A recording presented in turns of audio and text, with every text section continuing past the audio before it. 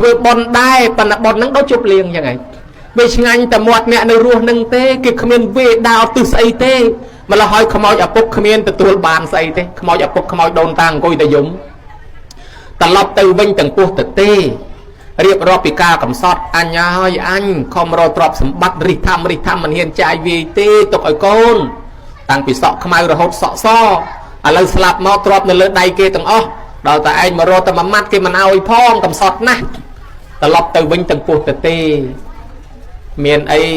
ទៅបង្ហាញខ្លួនដល់អាជាតិសត្រូវម្ដងទៀតបានអាជាតិសត្រូវសួរដឹងរឿងអញ្ចឹងទៅសំណោះណាស់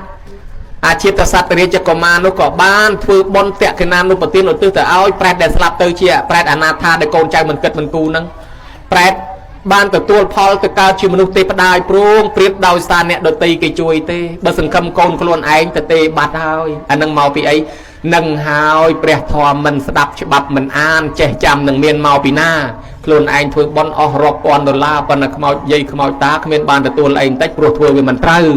វាឆ្ងាញ់តែមាត់អ្នកនៅរស់បើដូច្នេះហើយបានជាពេលវែងពេលខ្លីអីយ៉ាងណាគេឲ្យស្ដាប់លោកទេសនាឲ្យយល់ពីពិធីធ្វើបន់សំបីបាយមកវែកសណ្ដែកមកគួរក៏គេធ្វើបានត្រូវដែរបើយើងមិនស្ដាប់មិនយល់ទេចំណាយអស់រាប់ពាន់ដុល្លារល្អតែមើលក៏ក្រឹកក្រែងប៉ុន្តែខ្មោចដូនតាគ្មានបានទទួលអីទេ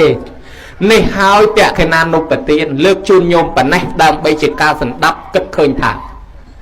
ចាប់ពីពេលនេះទៅរវល់បណ្ណាក៏ដោយបើជ្រុលខ្លួនទៅធ្វើហើយ3យ៉ាងហ្នឹងកុំឲ្យខានទី1ចូលប្រគេនទី2ឧទ្ទិសទី3អ្នកស្លាប់មកទទួលអាទី3សម្រាប់អ្នកស្លាប់ទេប៉ុន្តែអាទី1និងទី2សម្រាប់យើងកុំឲ្យខានប៉ុណ្ណឹងបានណាឲ្យដឹងទូនាទីថាអញត្រូវចូលប្រគេនហើយអញឧទ្ទិសធ្វើមាត់អិចអុចខ្សឹបខ្លួនឯងទៅដល់យាយណាតាណាអានឹងអញ្ចឹងទៅហើយបើមិនចេះឧទ្ទិសថាតាមអាចារ្យវេពុទ្ធបរិស័ទទាំងឡាយនិយាយពីទូនាទីកូនទូនាទីចៅដែលត្រូវទៅធ្វើគេថាកូនចៅណានឹករលឹកដល់មេត្តាបិតាចេះធ្វើបុណ្យតបស្នងសងគុណនិងឧទ្ទិសផលជូនគាត់ដើរទូនាទីជាកូនល្អព្រោះបាលីលោកពោលថាបតោនេសង្ករេសាមិម៉ែឪធ្លាប់ចិញ្ចឹមយើងឥឡូវយើងចិញ្ចឹមគាត់កិច្ចចាំងនេសង្ករេសាមិបើគាត់មានកិច្ចរវល់អីយើងសម្រាប់ផ្អាកការងារយើងមកជួយការងារគាត់កលវੰសង្ឃបេសាមិប្រតិបត្តិថែរក្សាពូជពងវងតកូលគាត់កុំឲ្យធ្លាក់ចោះទាយាចាំងបដិបច្ជាមិប្រតិបត្តិថែរក្សាមរតកគេអកដែលគាត់ចែកឲ្យកុំអានលក់ខ្ទេចលក់ខ្ទីបង្ហិនបង្ហោចរបស់គាត់អីថែរក្សាឲ្យបានយូរតិចទៅ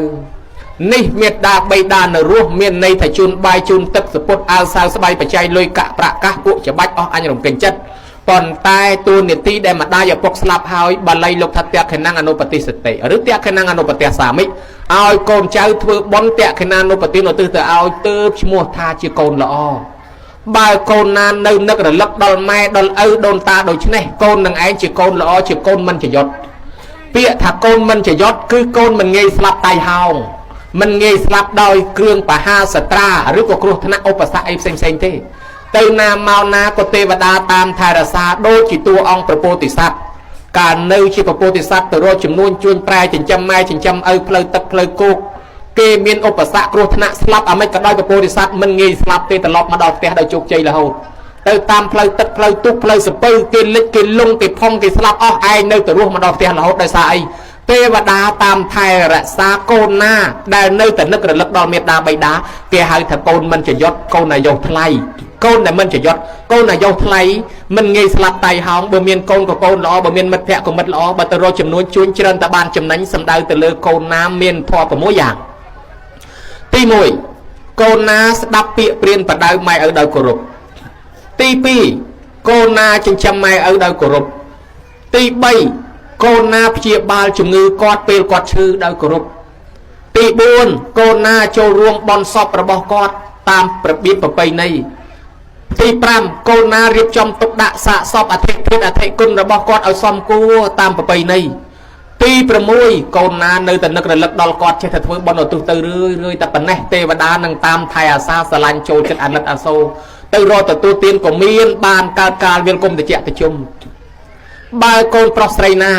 មិននឹកដល់មេត្តាបិតាលះបង់គាត់ចោលក្រុមគ្រួសារនោះនឹងដើរចូលផ្លូវវិនិច្ឆ័យសម្ដែងថាផ្លូវវិនិច្ឆ័យមាន12ផ្លូវបើអ្នកណាឈានជើងដើរចូលទៅចំផ្លូវវិនិច្ឆ័យនៅនឹងវិនិច្ឆ័យហើយ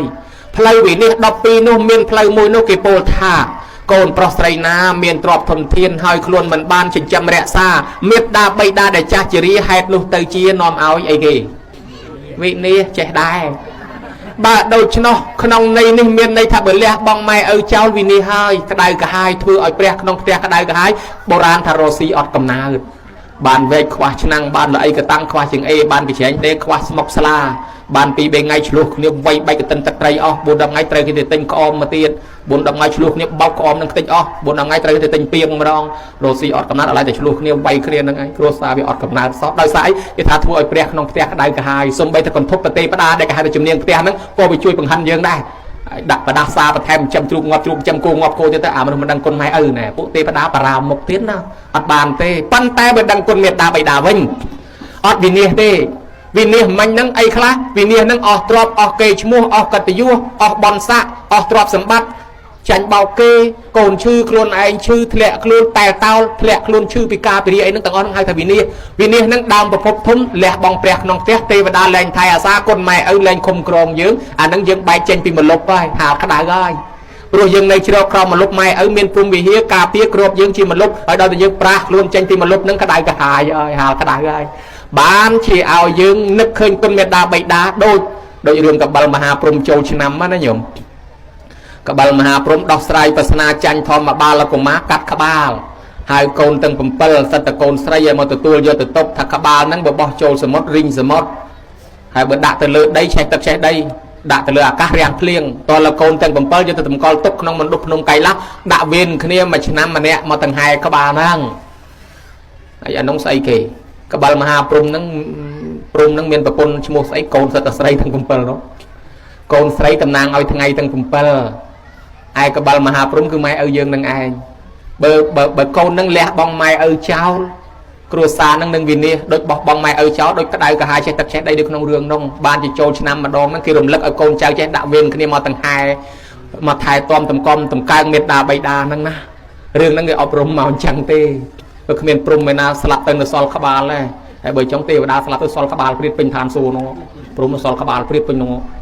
តាមពិតទៅព្រំមេត្តាបិតាយើងនឹងឲ្យជាព្រំជាព្រះជាព្រំវិហារធម៌ជំរករបស់កូន